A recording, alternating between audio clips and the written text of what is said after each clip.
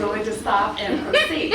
So, my name is Annette French, and I'm just the community ambassador, and happy to be here, and happy all of you could come, and you got all my emails. So, you're in store for a great evening and a learning session this evening. The restrooms are around the corner.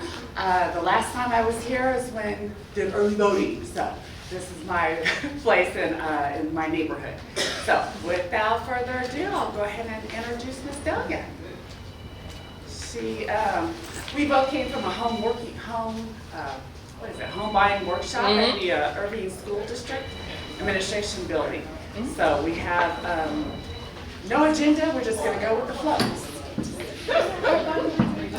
Oh, and there are index cards at each table and pens, plenty of pens to write down any questions, as well as you might want to take notes because there are surprises later before 8 p.m. tonight. Okay. All right. Thank you. So, let me just say before we get started, because I'll say it again at the end, that I want to make sure I recognize the Webbs who are walking out the door. But thank you very much for having the location, the venue here. Yes, thank you. And my league members, as well as other residents in the city of Irving, and Bob. And also I want to recognize Mr. Sharon DeBerry and Pastor Rob, and any other gentlemen that are here that may come later, because we also need to thank the men that are behind the women to make the Women's History Program go. So, thank you very much. I'm good. So. You ready? Well, good evening. Good evening. Good evening. Thank you so much for coming tonight to hear a little bit about my history and my family's history. You'll have to pay close attention because we do have prizes. There will be a pop quiz at the end. So listen carefully. I see we are in a room full of smarties. Take that however you like. But smart people. All right. And we appreciate that. Can you hear me okay? Yeah. Okay, well, we know I was definitely honored to be asked to talk about history because we know in some places, history is frowned on, teaching history and where we came from, and so that we know where we're going, and so that we have that perspective of our parents' parents, our ancestors, and their struggles and their celebrations. We all need that. That's what makes us who we are. So I'm happy to be here to talk about the Wooten family history. Now that is my mother's maiden name, and we're going to talk about her side of the family.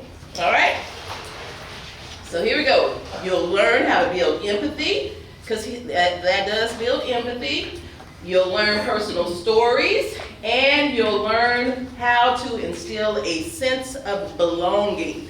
You know, I say all high school students should have an activity where they go and they interview maybe their father, grandfathers, great-great-grandmothers, and come and talk about it in class. And I believe that it will bring about a sense of belonging. And our kids need something to hope for right now, right? Okay. Now, this is your history in Irving, Texas. Bear Creek, one of the oldest freedom communities. It was for freemen that came, and I pulled this off of our J.O. Davis website. And can you all read the words? Okay, good. So I won't have to read it all. But Jim Green, a former slave, was a purchaser of the land and began this community. Okay, let's move on. One of the first men, we had a contest, what was it, last year when we had our first history program at Urban ISD, Black History at the admin building. And everybody was running around asking, who was the first principal? Who was the first principal? And it was right there, Ellen Walton. Now that's what they tell us. The first principal of the school was Ellen Walton. But I'll show you in a minute, that may be questionable. Josie Ophelia MacArthur Davis, born in Bastrop, Texas. Who's been to Bastrop? Okay, I have not. I have not been to Bastrop, Texas. I've been to Bastrop, Louisiana. There's a Bastrop, Louisiana, but not Bastrop, Texas. She was one of the first teachers in Sauer School, number 2. And I was talking to someone and they said, well, where's Sauer School number 1? Well, I don't know. Maybe, I don't know. Maybe that's something that we can investigate. If there was a number 2, you think there was a number 1? I don't know. Okay, one-room school. Okay, and she is buried in Shady Oak Cemetery, J.O. Davis. All right, now this is why I say it was questionable, because I found this in the Urban Archives Museum, and it was a certificate that was signed. And who does it say the principal was on that certificate, and who was the teacher? So that's why I question it, and that's a mystery that maybe you guys can help solve. All right, we got a hand. I can tell you that if he was the first one, he was the only one, because I was at J.O. Davis grades 1, 2, and 3, and when they integrated the school system, I went from 3rd grade to 4th grade, went to Otis Brown. Mr. Walton was the teacher when they integrated the school system. He was the teacher or the principal? Excuse me. Okay. He was the principal of J.O. Davis when they integrated the school system, and we all left J.O. Davis. Okay, And I so. know I went to his office a lot. Okay, so then that may be a certificate from the Sauers number 2 school then. Because we see the supervisor principal on there was who? Mary Watkins. Anybody know her or knew of her? It'd be interesting to find out who she was, and then who was her teacher, the principal, first principal of J.O. Davis. So that's a mystery that And one of the, one of the 2 pastors probably knows about the Sauer School number 1, right? So where was that? Shady Grove, not Shady Grove. You know where Gilbert Road, when you cross Rock Island on Gilbert, Uh-huh, you come to that intersection where Gilbert goes west, Right. and continue straight. okay. Right there where that Shady Grove CME Church is, that's where it was. Okay, so that was number 1, or that was number 2? I think it was number 1. Okay. okay. So isn't that part of Grand Prairie right now? then? Yes. Okay. But Wow. back then it was in the county. Oh, right. Okay, we're learning. All right, well here I am on my search for history. And I wanted to do this because I can remember when I was a little girl, my granddaddy came by the house about midnight or so in his pickup truck. He had one of those old Ford pickup trucks and blew the horn. That's when we could blow the horn and it was okay, even at night. And I ran out as a little girl and jumped in the truck, and we drove to Keller, Louisiana in the middle of the night. He had just heard that his mother was going to pass away. And so I guess as a little girl, I didn't really think about it, but I feel pretty special that he came by and picked me up and took me with him on that day. So I looked around Keller, Louisiana, because he left me out in the truck. He obviously didn't want to take me in. That's when you didn't have to worry about being out in the truck at midnight and nobody was going to bother you. And I looked at all the buildings and everything, and I thought, history, man, that's a lot of history, as a little girl. And so when I got older, I decided I wanted to explore history and search for my history. So here I am in Keller, Louisiana, talking to one of the distant relatives that I had tracked down. There I am in Oklahoma, because on my dad's side of the family, that side of the family, Indians, we were from Oklahoma. So there I am. Here I am. Now I meet friends on my journey sometimes.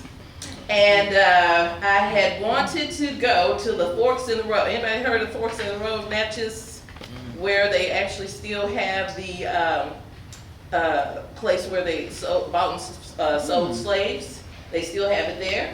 And they have it there because of this man in the middle who just happened to pass by. I think he must just stay close by with microscope or something.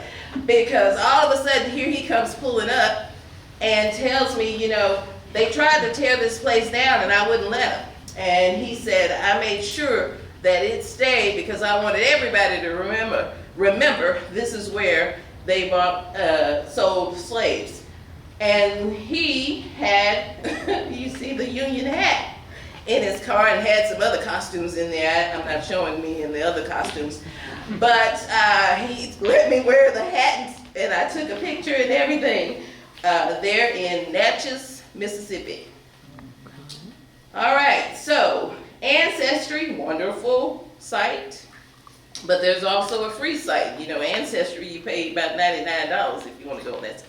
Well, Family Search is free. If you hadn't heard of Family Search, that's a site that's free, and they have tons of information there as well. I found a lot of information there and you didn't have to pay. Another site where you don't have to pay, the U.S. Census. That's why it's important, and I tell everybody, I tell our students, tell your parents to complete your census, because hundreds of years from now, somebody may be looking for information about their family, and they may want to track you. And with the U.S. Census, you can find who was in the household, what their occupation was, how old they were, their race, and everything. So I found a lot of things on the U.S. Census. And the Library of Congress actually has surveys and questions and sort of gives you a little help in performing your search if you're interested. Well, here we are, Caldwell Parish. We have counties. Louisiana has parishes. And so Kelly, Louisiana, where my family's from, is in Caldwell Parish. All right, and in Caldwell Parish, if you go, you're going to see lots and lots of trees. And if you own any of the land, what does that mean? You have that lumber. And so folks own many, many acres and acres of lumber, trees, during that time. And then they had farms, of course. And who had to work the farms? Back then, 1800s, slaves worked farms back then. Caldwell Parish had about 10,000 residents. It's relatively small. And as I tracked my family, I actually found a lot of story in this book about my family. There are actually interviews with some of my ancestors in this book, Caldwell Parish in Slices. And there's a part 1 and a part 2. I tried to purchase the part 1, and you couldn't, there was only one copy. There's only one copy. And Wanda, you guys all know Wanda, right? Yeah. Wanda saw my presentation, and in the mail, she bought me I don't know where she found it, but she bought me volume 2 of Caldwell Parish in Slice. Wasn't that sweet? After my presentation, I opened up the mail, there she is. So, if you all want to check it out, you can, because we're going to take some clips excerpts from the book as we go through this presentation. Now, this is a picture of my grandma, Millie. And so she is my great, great, great, great grandma, Millie. And she looks like she is my great, great, great, great grandma, Millie. There, if you can see her. But that's her family around her. And so you're going to hear about some of those folks as we move along. Now, Grandma Millie was married to Marco Wooten. Marco Wooten, his mom was Harriet Wooten. And she was a slave. And Marco was a slave as well, but not as long as, of course, his mom. But we'll hear a little bit about that. Well, I went to Kelly, Louisiana in search for the plantation. And the plantation wasn't there. And I was like, oh, the rest of the family, we don't have a picture of the plantation. We don't have a picture of it because it had been taken away. Well, I heard that the tax assessor there in Kelly, Louisiana, was an ancestor of the slave owner of my family. So I went down to the courthouse in search for him because they said he still worked there. And I was talking to him and everything and told him what I was doing and everything. I didn't tell him that I knew who he was because I didn't want him to kick me out of there thinking I was coming for revenge. So I didn't tell him who I was. But his name is Scott. He listened to my story and he said, well, he just said, I have a picture of the plantation because he's the tax assessor. So he said, I have a picture of the plantation. He said, you know what happened to that plantation? He said, the family wanted the home, but they didn't want it there anymore. So they broke the home up in pieces on horse and carriage, moved it to another location. And he said, I can show you a picture if you like. I was like, what? So he gave me the picture of the plantation, and there we go. Nice. So I was excited because we have family members that have been searching our history and everything. They don't have the home, but I shared it with them. And so they were real excited. Well, Harriet, the slave, came from North Carolina. There you can see the manifest of Harriet. You can see Harriet down at the bottom. Let's see where her name is. Third from the bottom, Harriet. Manifesto. We found, I found that pretty much at the end of my search. I didn't have that for a long time. And then I decided to stay up a couple of nights and never go to sleep. This is what, it's like a mystery. It's like Columbo or Perry Mason. And you just don't want to stop. And there, I was able to find, because the U.S. government, Library of Congress, they have lots of information. All right, because they had to keep those records. Well, here, Nathan Davis was the slave owner of my family. And here, he had to keep an inventory of the slaves that he had there on the plantation. And Harriet is listed there along with the sons that she had back in 1850. That's from 1850. All right, there is Grandma Millie again. She may have been a little younger than she was on that picture y'all saw before. But I'm looking at her clothes because obviously that was once she had become a free woman, because she's dressed pretty fancy, pretty fancy, Grandma Millie. They have stories about Grandma Millie because she lived so old. I know people that knew Grandma Millie. And I'll share one of the stories. People said, don't stop sharing that story with them, but I'm going to share it with you anyway. My grandmother had to go, she was going to work and she was going to school. She went to Grambling State. And she would leave the kids with Grandma Millie. And so one day, the kids were very ill, very sick. They were snotting and everything y'all eat.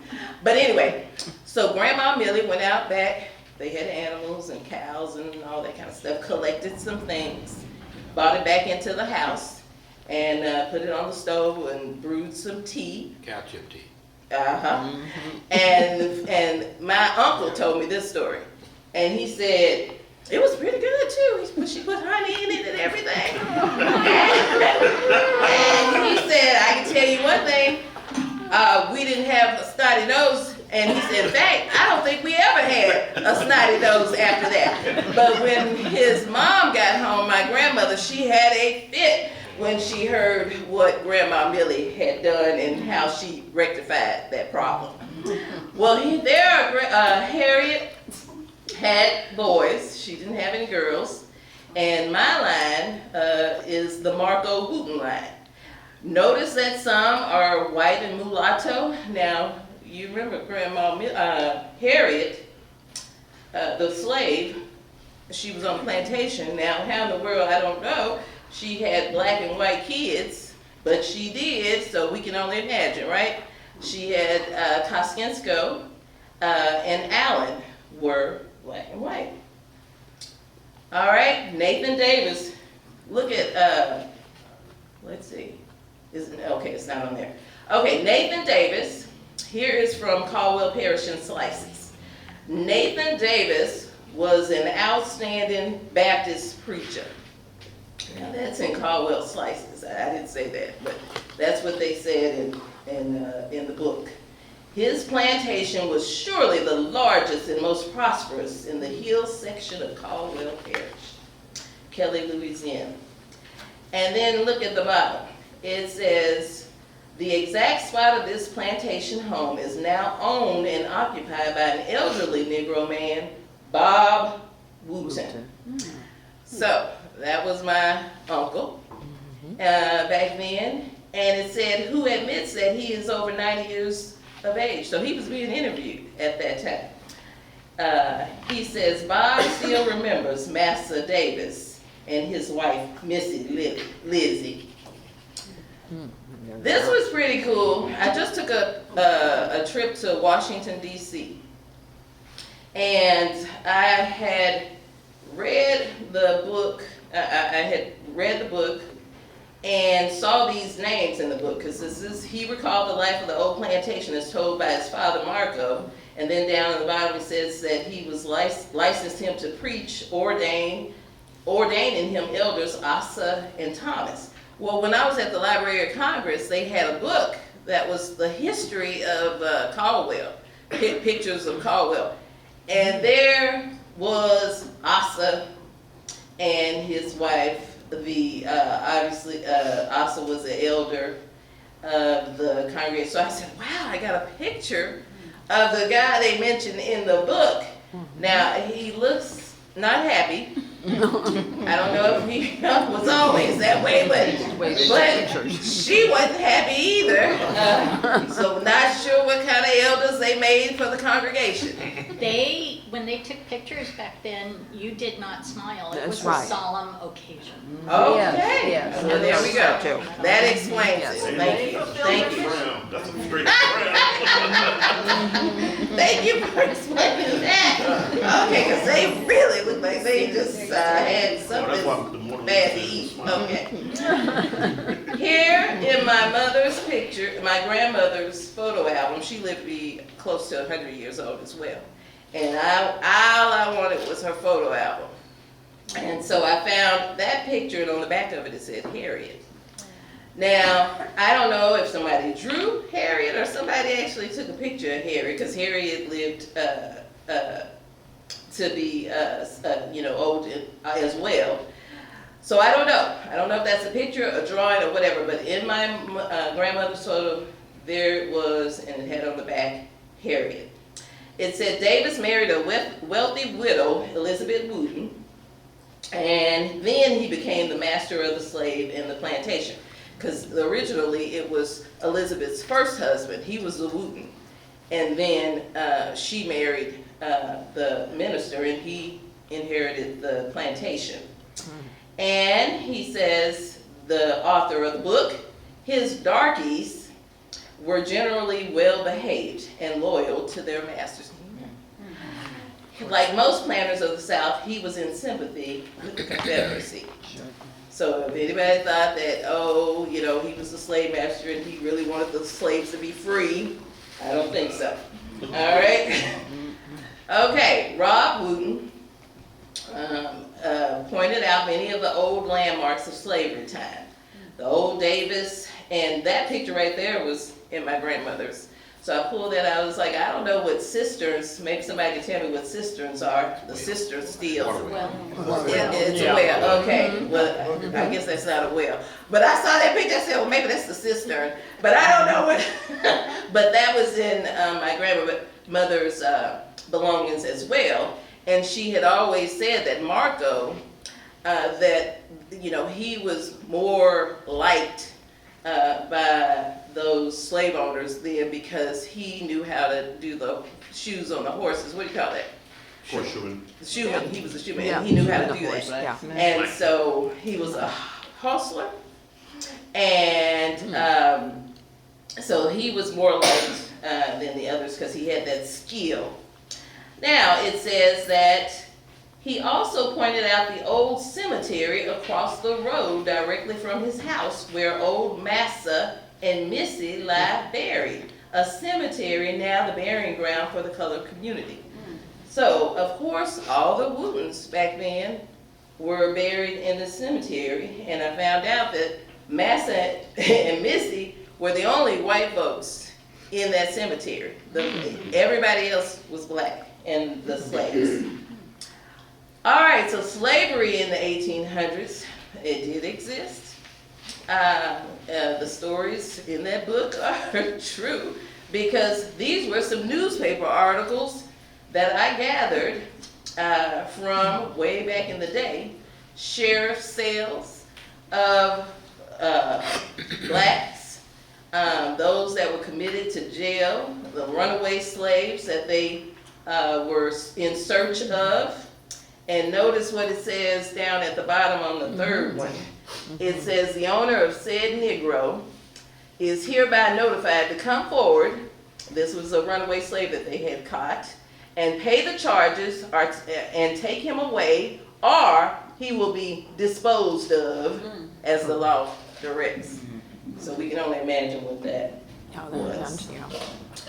They had articles, stop the runaways, you know, these are runaway slaves. So obviously they weren't too happy at their home, because we hear stories now that want to tell us that the slaves were just happy at their homes and it was just a picnic. But here we are, they were trying to get away from that picnic. And maybe it was a picnic if you know the history of the picnics. All right, I also found petitions that were filed down when I visited the Library of Congress. And these were petitions that folks filed for freedom or payment. This particular person, and it made me think of 12 Years a Slave. And it may be based on that, but he was a free mulatto, illegally held as a slave. He was born in Baltimore, Maryland, to a free mulatto woman, Lydia, and someone picked him up and sold him and took him away. So it says that Peck prays for his freedom and asks that Burton and Gorham be condemned to pay him $1 for every day of his imprisonment. So he was actually able, or someone, filed that petition for him. And here's another petition that one of the slave owners filed because they wanted to emancipate 2 of his slaves. And he talked about how the slaves had led an honest conduct and have not run away. And they have not committed any crime, as if they had a choice. But he asked the court to authorize him to cause the instrument of emancipation. That was also found at the Library of Congress. Here, proclamation, if you are not familiar with the Emancipation Proclamation, because I was talking to a guy that was fixing up my house and told him that. He said, "What's that?" And I said, "Yeah, he lives in Texas." He said, "I've been to school all." And I said, "You don't know what the emancipation?" No. So that's why history is important, right? And so this was just Abraham Lincoln said, now some people think that this freed all the slaves. It did not free all the slaves. That's why we still fought in the Civil War. He could only do what he could do. And he did say that those that were in those states that they were fighting, those folks will maintain freedom. But there were border cities that were not, they were not impacted by this, so they could still have slaves as well. 14th Amendment to the U.S. Constitution was ratified in 1868, granted citizenship. Thank the Lord for that. The war finally worsened, we're back to the book, as told by Rob's father, Marco Wooten. So there Marco is referenced in the book. The call went out to the fields for the hands to assemble at the big house. And I said, oh, so they really do call everybody, you know, you see the movies and stuff and they call everybody. Well, he said they assembled at the big house and Master Davis had news for all to hear. The front yard was soon crowded as the guessing went its rounds. Soon old Massa appeared on the wide front porch with Missy, Lizzie, at his side. Massa was a large man with a long flowing beard, the fashion of his times. The colored owners adopted the name Wooten after they were freed, and most of them still retain the name. We do. There I found a marriage certificate of Marco and Millie, and look who the ordained minister is. Who do you think the minister was? Who did I tell you was the minister? Asa? Who? Asa? Who was the Baptist preacher? And the owner? Nathan Davis. Nathan Davis signed the bottom of their marriage certificate. Well, of course, reading that there was a cemetery, of course I had to go look for the cemetery. And I wasn't going out there by myself, so I took my brother. Thank goodness they just come along. And there we are at the Wooten Cemetery. Still there, because, and then you remember in the book he said right across the way is the cemetery. He was over at the plantation. So obviously the plantation was near that cemetery, okay? Here are the graves, Marco and Millie, that I found. And guess whose grave that is on the right? That's Harriet. And on the left, Nathan Davis. There's my nephew. And guess what? Can y'all read that grave there on the third? Barbara Rose Whatley. Barbara Rose Whatley. You know, my name is Delia Rose Whatley. That's my mom. So when she passed away, and the cemetery was there, and she loved Keller, Louisiana, Conway, and all that, I said, I want Mama buried there in the cemetery with her ancestors. My brothers talked about me. I said, what in the world? We gotta go way down there? We want to go to the grave. Well, yes, that's where I'd like her to be. And there she is, there in the cemetery, the Wooten Cemetery. Well, after slavery, you had folks that could agree to be indentured servants. And you could take that for what it's worth, because they couldn't read, remember? They were forbidden, they couldn't read. So I don't know how they signed the contract. They could only really, and they could only believe whatever the master told them they were signing. They didn't know what they were signing. And so here we are, a signed Nathan Davis, signed contract with one of his, and it was a little young girl, slave, that he said he'd take care of her and clothe her and all this, and she agreed and everything for her to stay there on the plantation after slavery, after they were all to be free. Also, they were able to purchase land. You know, we hear that the slaves were able or given land or whatever. Well, Doc, one of Harriet's sons, I found that certificate of land that he purchased from Nathan Davis. And the land was right there with the plantation. All that land there, the Wootens purchased and sold. Well, the Wootens were, during Reconstruction, they participated in politics. Notice there, one of the candidates, Marco Wooten. And how many votes did Marco get? 4. 4. Now that's sort of laughable, but when you consider he was third place, right? He was third place and got 4 votes. Then I found out about a third party. There was a third party convention and found out about the People's Party. Anybody know about the People's Party? It was a party that they created, black farmers, back during Reconstruction. To fight, because a lot of them who were able to purchase land, they own farms now, and they farmed. And then I thought I'd throw my brother Dwayne in there as well. That's a recent one, when he took his chance at running for city councilman. We got some folks in here, huh? Okay, but this one didn't win, so, but he did run, and so we were just as proud. You see, we were just proud, and my little nephew, LJ, that his uncle ran for city council. Didn't make it, but here we go. All right, I thought this was a great poem, and it was in the Black Republican. The Black Republican was a paper, a newspaper, that they had during Reconstruction to inform the slaves, because they didn't have any idea what was going to happen, what rights they had, what processes and procedures. And so they had this in the newspaper. I too sing America. I am the darker brother. They send me to eat in the kitchen when company comes, but I laugh and eat well and grow strong. Tomorrow I'll be at the table when company comes. Nobody will dare say to me, eat in the kitchen then. Besides, they'll see how beautiful I am and be ashamed. I too am America. And we have that, but then we also have this in the paper. And this is one of the senators.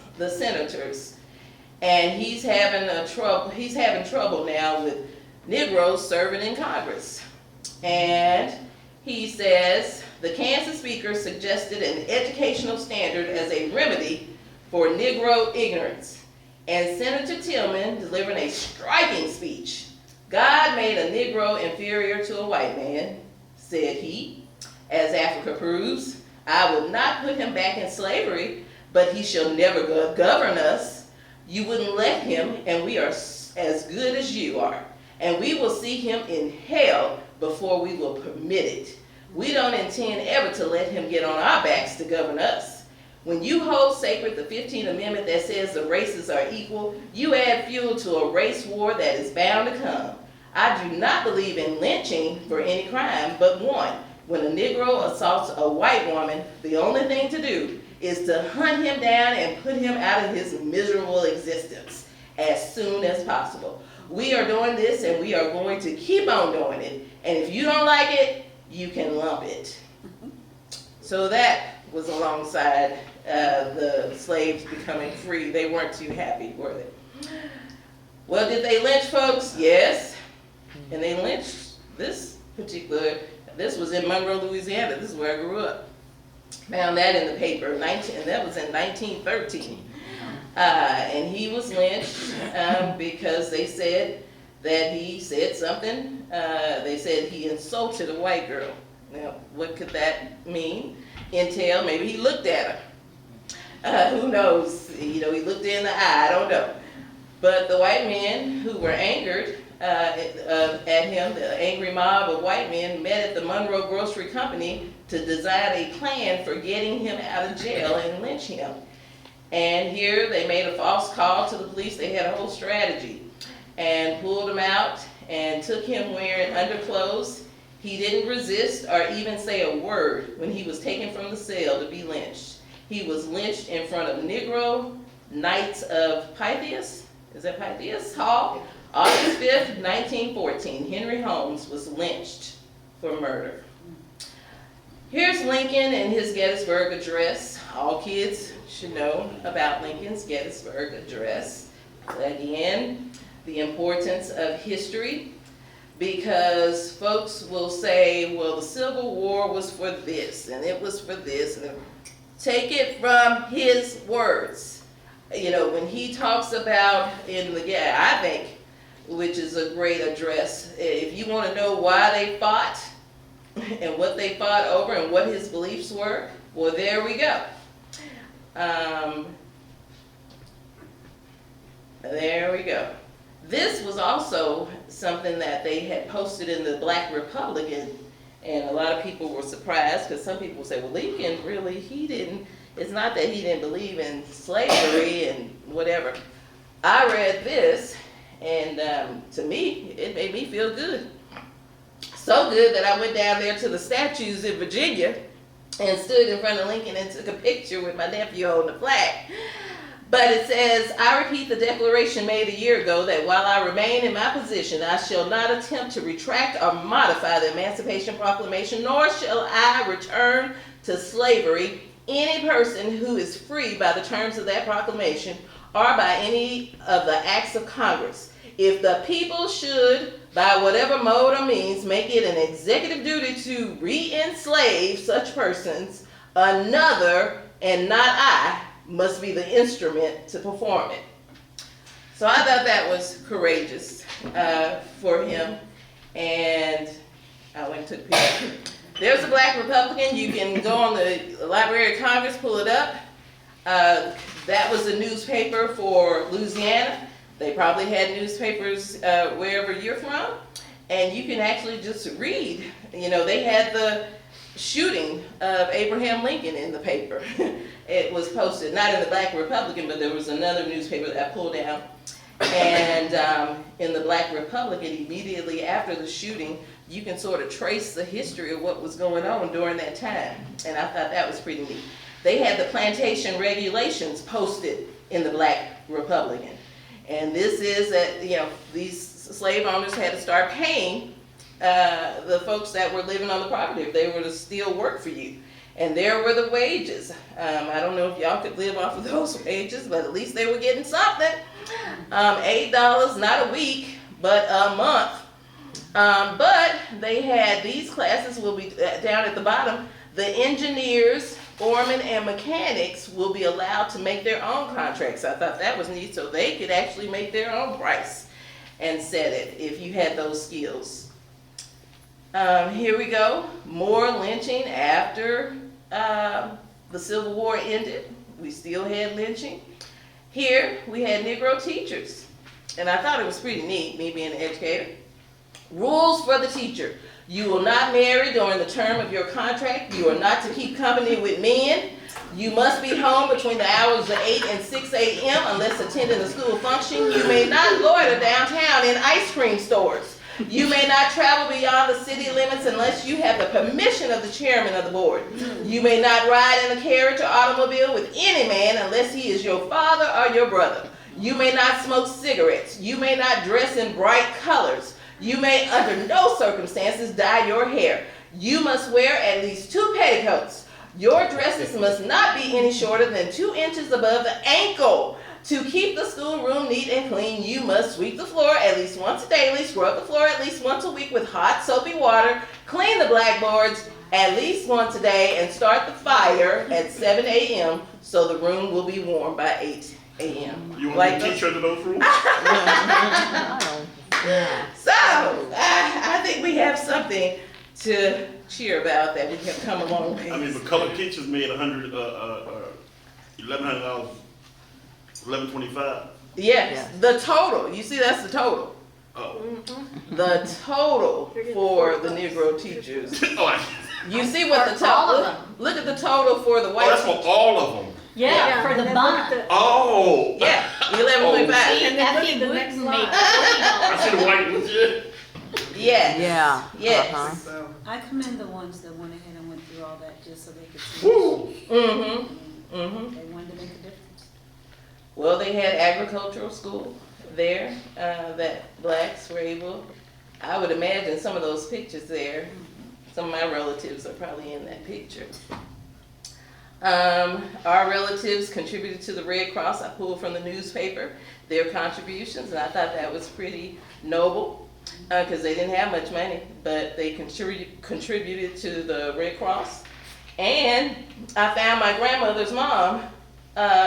She was one of the first cafeteria workers. She is for me, the second one there, and I can almost look at the picture and tell that that was her, but you see her name, Annie Woosek. The Wootens organized a church, so they founded a Baptist church there. There in the middle are all the names, and you see Starks, Wootens, Pattons, Gibsons, Burtons. All those folks are part of our family. There, in my grandmother's picture book, was a picture of the men. Remember, Harriet had a bunch of boys. Marco and Millie had a bunch of boys. And then there was a girl in the back. And I was like, who is that girl? Who is that girl? And I went back to the plaque in the middle to see if I saw anybody that was a girl. And there, lo and behold, was E.J. Burton. Emma was one of the daughters, Emma Burton. And so they allowed Emma Burton, even though she's back in the back, she was at the table with the guys. Well, there's Emma Burton. Lots of stories, because I conducted interviews, lots of stories about Emma Burton. She was an entrepreneur, she was a go-getter.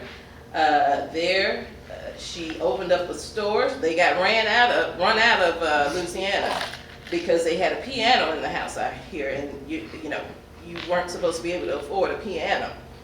And so they would look down upon it. Anything that they did was watched. And so they eventually had to leave because her husband, I think, either held a gun on somebody or something.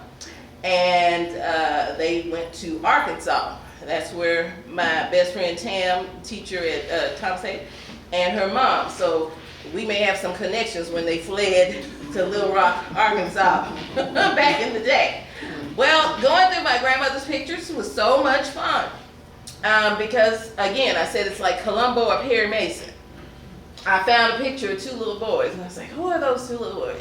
For some reason, I wanted to know who those two little boys, because don't they look like they're telling you something? And so I searched and searched and searched. Finally, I found another picture that was given to me because I tracked down a relative down in Michigan, and he was sending me pictures.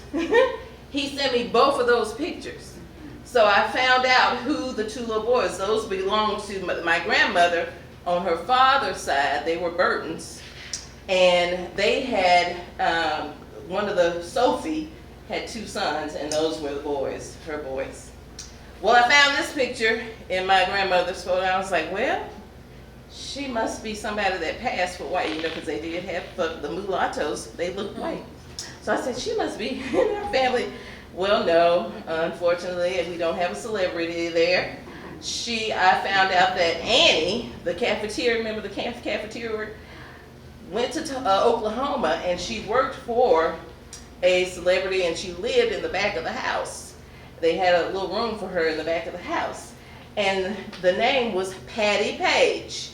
Patty Page was pretty successful. Now, I don't know if it was Patty Page's house that she lived in, or maybe Patty Page's parents that she worked in. But that's why that picture was in the photo album. Then I looked through some of the school books, the yearbooks, and I saw this little girl there on the left. And they said, well, that was my relative. And I said, really? I'd like to know what happened to her.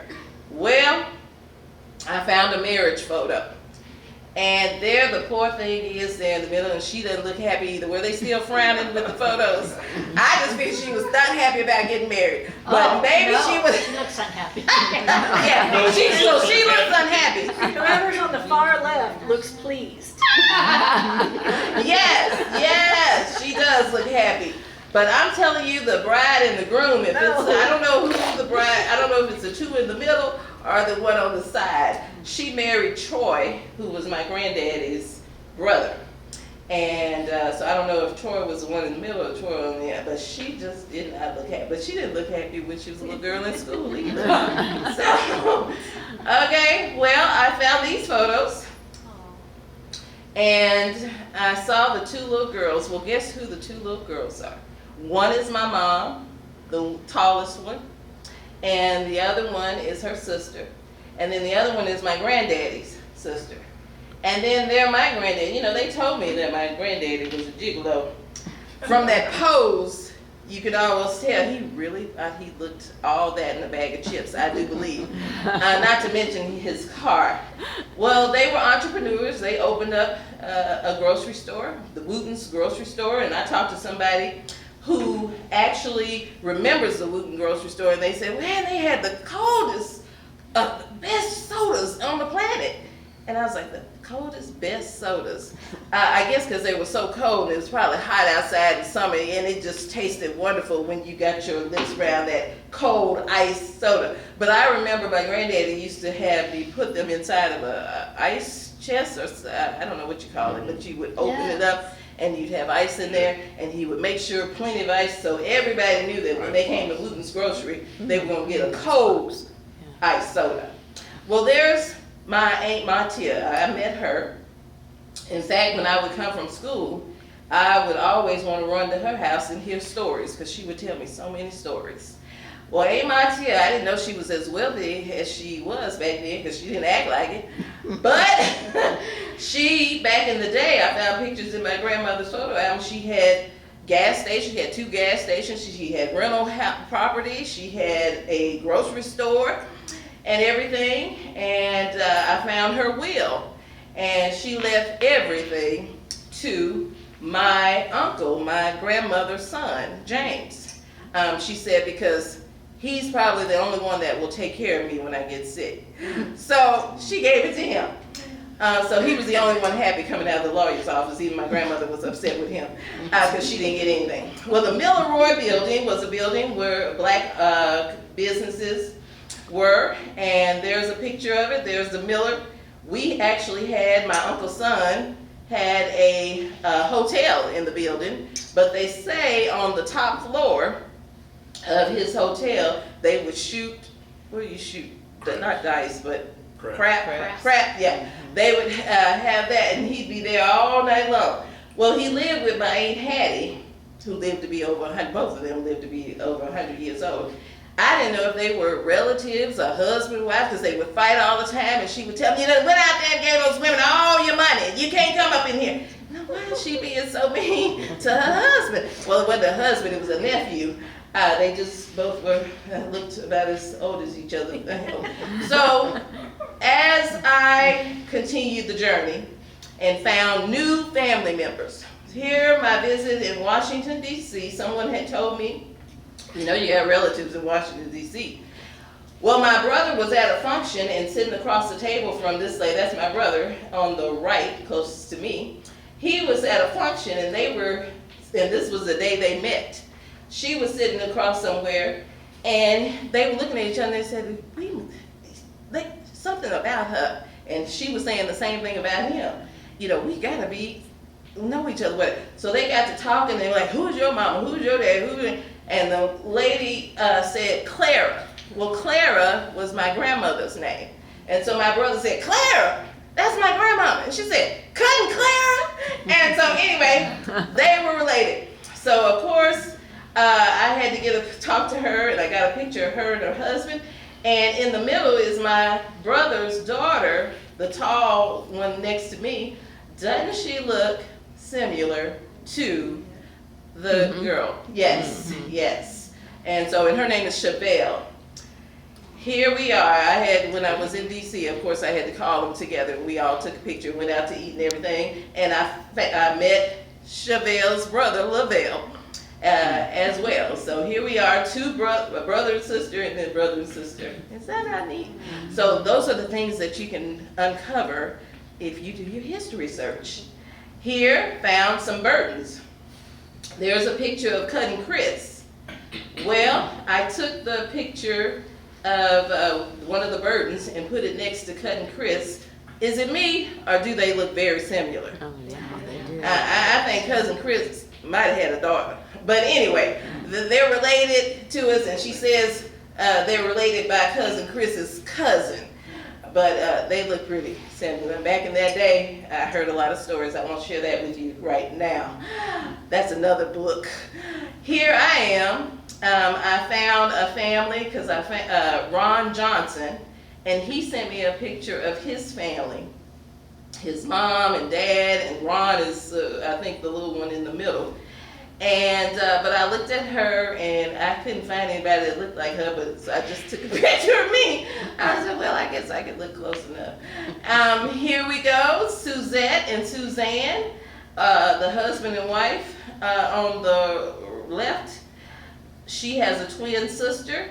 She was actually one of the girls from Marco and Millie's son, Uncle Shine. She was one of Uncle Shine's granddaughters. And so that's her, she and her husband. And then there's my nephew in the middle.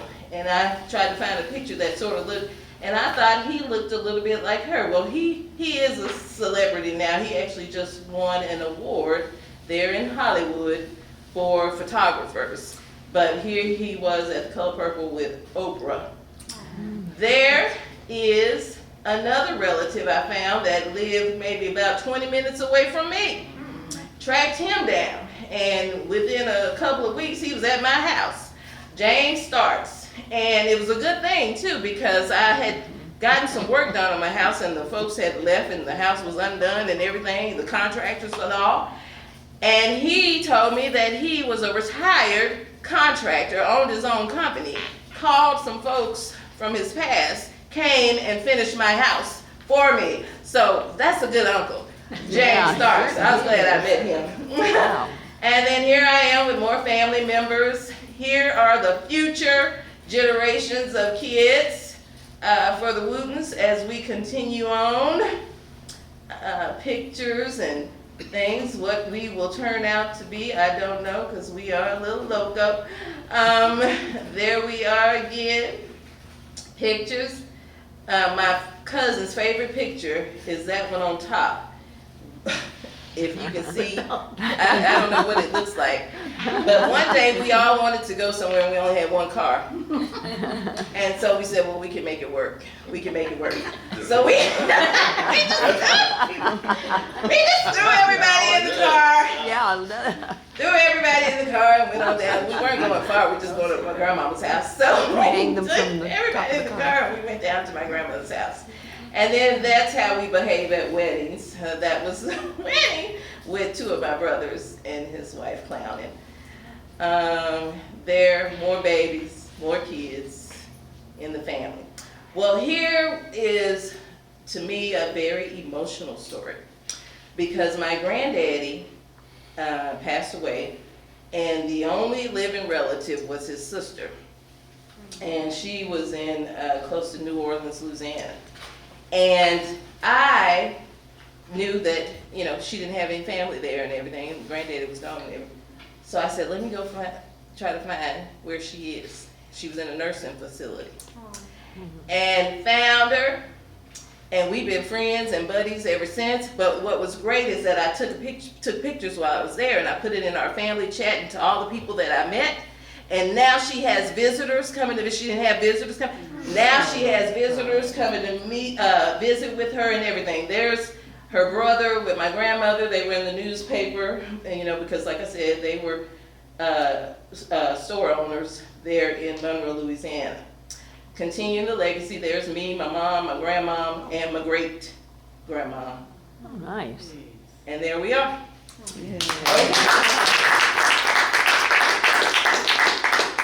All right. I got a question about the Emma Burton and those two boys that you found, right? Yes. So they were related as in how? My grandmother was a Burton because her dad was a Burton. Her dad was a Burton. And he, her dad was Jacob Burton. Well, Jacob had a sister, Sophie Burton. Sophie had two boys. She actually had two boys and a girl. And those were the two boys of Sophie Burton. So that Emma was pretty tough, because for her to be seated at that table with all those I women know at that it. time and The age, age, it's yeah, like, that's I know. something. Emma. Yeah, I know. absolutely. Yeah. Yeah. Wonderful. Any questions? Oh, I didn't want to ask a question. The National Archives is a great place to look, and it's all free information. Once in a while, I transcribe for them. So we just got done with Revolutionary War pay statements. And I had to remember how the Old English wrote, but all of those records are free. Ooh, National Archives. That'll be my next Yes, venture. absolutely. All free. And you can get through access through the internet, because like Oh, with the no. Library of Congress, they made me, you had to go there to get a membership No, to National DC. Archives are online. You go, okay, good. You had a picture on the slide that you were talking about the contractor that James Starks. who were the two gentlemen that were on the middle part? Let's see. If you Let's don't mind. go back. No. Do they look familiar? You finding the connection there? Or let's find James Starks. Where is he? It's Right there. Okay. Yeah, that was my Uncle Shine and Uncle Fred. Which And those were pictures. Which one's Uncle Shine? Uncle Shine is at the bottom. Okay. And then Uncle Fred. And then, but they tell me, they told me, tried to switch it and say that was Uncle Shine and that was Uncle Fred. But I met Uncle Shine. Uncle Shine, and maybe I may be wrong, maybe that's right, maybe it is switched. But I met Uncle Shine and he was sweet as pie. My mama sent me down to the country to stay the summer with my mama Carrie, the worst thing ever, because she had me, my job was to feed the hogs. And I don't know if you fed hogs before, but the stuff that they had me feeding them just made, Yes. and yeah, slop. And so that was my job while I was down. And I would try to tell my mom I wanted to come home, but every time she would call, Mama Carrie would be standing there right with me, so I couldn't tell her, come get me, I want to go home. So I had to stay out through the duration. But anyway, I found those and tried to make my face look like theirs. But so that's what that is. But I can tell you that one of the two, one's Uncle Fred, one's Uncle Shine. Okay. Any other questions? Question. Yes. So, do you have annual family reunion? We do. We hadn't had one in a couple of years though, since my grandmother passed. But we have talked about doing a dedication at the cemetery, at the Wooten Cemetery, because now I am on the board of the Wooten Cemetery. Yeah. So yeah, so I get to have the meetings and all that kind of stuff.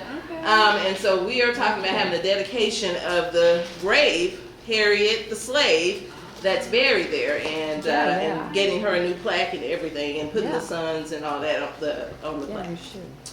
All right, are y'all ready for your test? Oh, yeah. Pop quiz. All right, Sharon here we DeBerry. go, here we go. Let's see what we remember.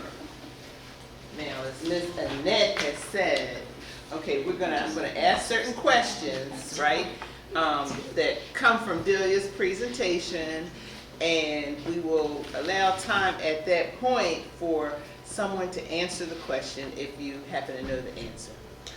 We may even have a little discussion on a couple of the items. All right, our first question. What's the full name of the namesake of J.O. Davis Elementary? What's her full name? Yeah, okay, come on, what you got? Meet Josie Ophelia Davis. Okay, she got one more. She got one more name in there between the Ophelia and the Davis. One more. What you close? Starts with the M. That's good. Main Road and Irving. Man, you gotta. McCarthy? Yes, that's good. So, so it's that's right. Josie Ophelia. He got all the names. She- No, you didn't. Arthur Okay. Davis. You both. It wasn't right that she put that on that cover. Everybody wins something. Yeah. Okay. Any money? How about a gas card? Is there a gas card? No gas. Okay. It says it's hard. What was the occupation of Josie Ophelia MacArthur Davis? What was her occupation? She was Educator. There you go. teacher. What's the name of the cemetery where Josie Ophelia MacArthur Davis is buried? Shady Oaks. There you go. That's right. That wasn't really in this presentation, but it was in a slide. I know before, Right. We knew you would know it. so- Now you know, Yeah. And she actually, she died on December 27th of 1957. Okay, in 1955, what school was annexed into Irving ISD and renamed to J.O. Davis? Yeah, so. Bear Creek Sowers. School Sowers. number 2. Sowers number, Sowers Sours school Oh, number 2. Sowers. It was ours number 2, but since you hadn't gotten it yet, Okay. They keep moving it around. I'm moving it around. Okay.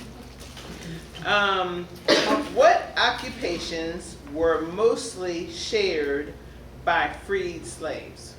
What did they do? What? Farming. Anything else? Delia mentioned Sharecropping. sharecropping. That's the farm. It was,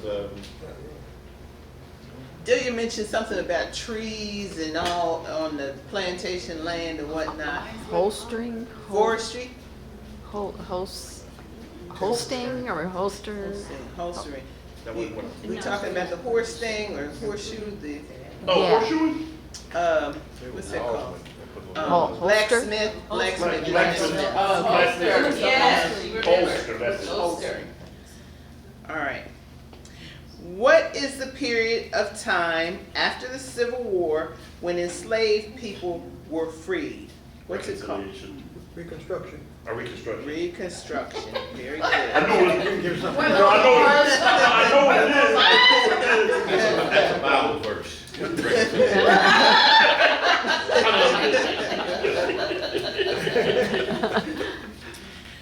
Where did Delia's ancestors live? Kelly, Louisiana. Kelly, Louisiana, very good. And Monroe, Louisiana. Yeah, and Monroe, yes. In Caldwell Parish. So Parish. that's And from my remember that. Kelly, That's what Louisiana, that in is. Caldwell You're right. Parish. What's the title of the book used by Delia for her research? Here's a little clue at the end. Caldwell, Caldwell part Parish. 2. Called Slice. No, slice. Caldwell Parish in Slice. There we go. Nobody got it. What's the name of the political party that consisted of black farmers during Reconstruction? Republic. People's Back Party. Republicans. Or People's Party. The People's Party. Party. People's Youth Party. Party, okay. You said for the people. I guess that's How many votes did Mr. Marco Wooten? 4. 4, There we yeah. go. Vote. 1, 2, 3, 4. That's right. Okay. Name 3 sources you might use to research your family's history. Ancestry. Library of Congress. Family. Family search. Family Search, National Ancestry.com, U.S. Census. U.S. Census. Oh, We had Family another Search. one. National Archives. National Archives. Mm-hmm. okay. What was that? Who said something? Ancestry, U.S. Census. Okay. Another one. Uh-huh. Another Family one. Search. Family Search, very good. Family Search, U.S. Census, Ancestry.com. And Library of Congress. Library of Congress. There's Library of another one Congress. too, 23andMe.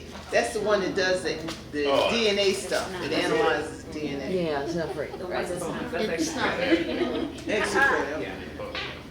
What is one of the oldest African American communities in Dallas County that is located right here in Irving? Bear Creek. Woohoo, Bear Creek. And does anybody know who actually bought the land? Because I think that was in the presentation too. Who bought the land initially for that Bear Creek area? It was a freedman, right? And then all these other community people Gilbert. came Was it afterward. Not Gilbert. Deal work. Ellen Green? Is the That man. was street guess. Was it Jim Green? Jim Green. Yes. That was. Street guess. That happened to me. Yes. Who was the Jim Green? Who answered to Jim Green?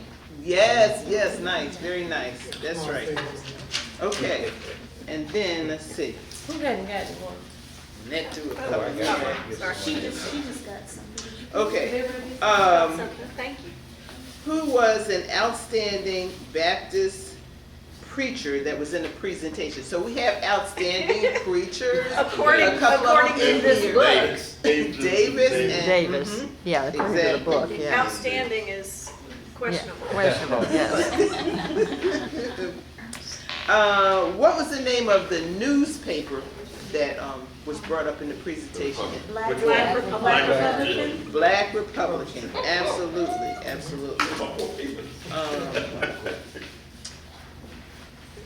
Jim Green, one of the first. Oh, the first principal of Sowers. To be Mr. determined. Walton. Very good. Very good. I All got right. one. I think that's it. That's awesome.